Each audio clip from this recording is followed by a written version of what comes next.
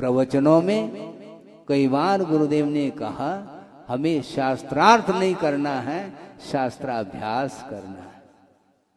सुन रहे? मुझे किसी के साथ संघर्ष नहीं करना। सामने वाला यह शत्रु है, इसके ऊपर प्रहार करो, गलत बात है। कर्मों के ऊपर प्रहार करने के लिए अवसर है, इसलिए ध्यान रूपी खड्ग को लेकर के मोहनी कर्म को पछाड़ा जाता है, उसको परास्त किया जाता है। इसको बोलते हैं श्रमणता, श्रामण्य बोलते हैं इसको। ये सब छोड़ करके, जो छोड़ करके आए हैं उसी को बार बार दोहराता है, तो फिर वह कभी भी उसका जीवन विकसित नहीं हो सकता।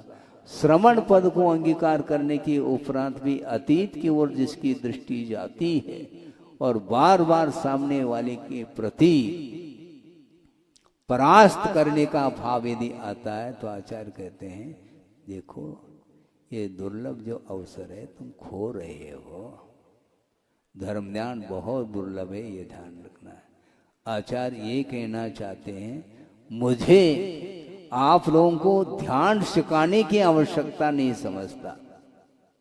फिर कैसे ध्यान करेंगे महाराज? आप ध्यानी हैं। अच्छा, हम भी ध्यानी? हाँ है। धर्म ध्यान कमजोर हो सकता है, लेकिन आध्यान रोध ध्यान बहुत बलवान है। वो अनंत काल से वो छूट ही नहीं पा रहा है। प्रति समय संसारी प्राणी आध्यान रोध ध्यान में डूबा हुआ है, इसलिए उससे ऊपर उठाने के लिए आचार्य कहते हैं कम से कम तुम धर्म ध्यान का स्वरूप समझना चाहो तो धर्म ध्यान का स्वरूप न समझो, किंतु एक बार आर ध्यान रौद्र ध्यान का स्वरूप पकड़ में आना चाहिए। क्योंकि आर ध्यान रौद्र ध्यान संसार के लिए हेतुभूत है और धर्म ध्यान सुकुल ध्यान मोक्ष के लिए कारण है, ऐसा कहा है।